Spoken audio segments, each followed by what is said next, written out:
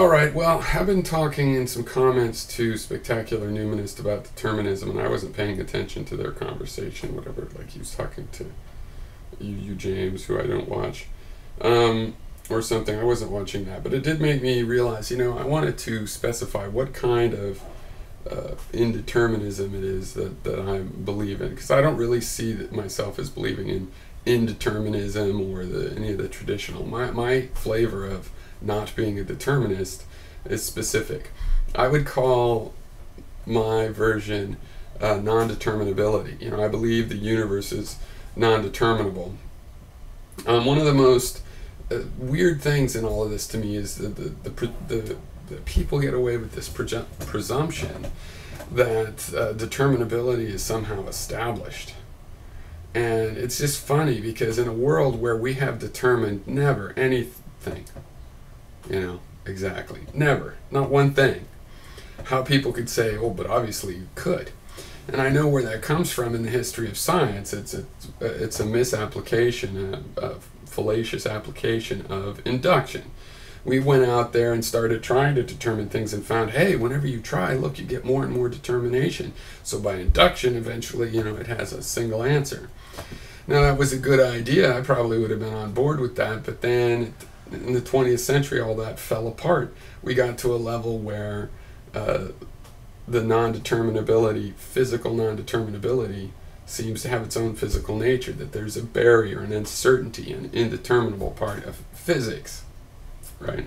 So it doesn't just have to do, for me, with is there only one future that's already, there. It has to do more fundamentally with, it doesn't matter. We can't figure it out. It could be there, it could not be. It doesn't matter. We could prove we can't figure it out. It's not determinable by us, by the kind of creatures we are, or any creature that we could become, or anything that exists. And I don't know why is this difficult? Look, in mathematics, we have the answer in the 20th century as well. You've got things in mathematics with an infinite amount of unique detail, right? Like the digits of a transcendental number, or a fractal, or cellular automata can display these behaviors, recursive processes of all sorts. Okay, and they're purely mathematical and determinable. They have every element that should make you think, oh, well, that's going to have one answer at the end. Sure, but if you're in the middle of this series, you can't find out where you're in the series. That's not determinable, right?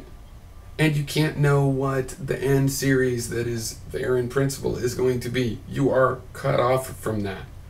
And we have no examples of so, why not just try to understand some of these limits that we've run up against, like in the case of quantum mechanics, figure out why the probability itself is thought to be material.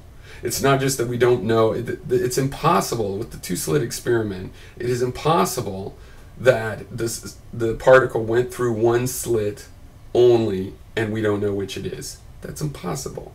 Why?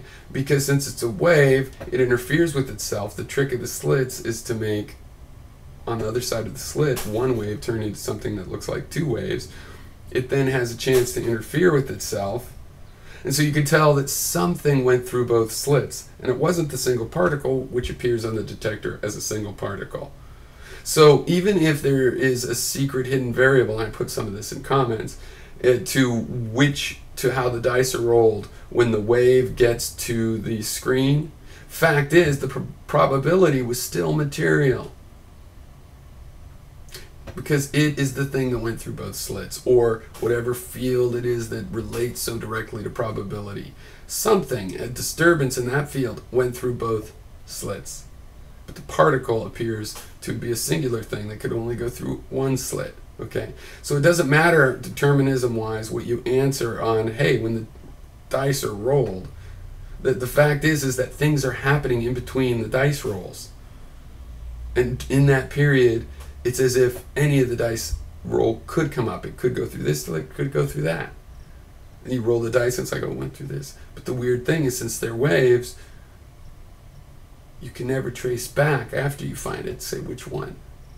It'll be in a place that could have come from either slit, and in fact all of the places could come from either slit, because the fact is that particles have coherent states that are the state where the probability is behaving materially and physically and has physical properties as probability. Okay, so yeah, non-determinability of the universe, that's the main point. That there's a million arguments of why humans will never determine things. So I object to systems to say, yeah, but let's just start from the idea that it could happen. No, it could never happen. Even if the world is that way, it can't happen. We will never determine it. Let's start our philosophy from, we're in a non-determinable universe situation. That's the universe to us is non-determinable, and invent, systems that handle non-determinability instead of living in a world where we have to deal with non-determinability, pretending that we use determinability to deal with it. That's why we're confused. It is almost psychotic to live in a world so uncertain and non-determinable and go, but we're in a world of determinability. There is one right answer. Okay.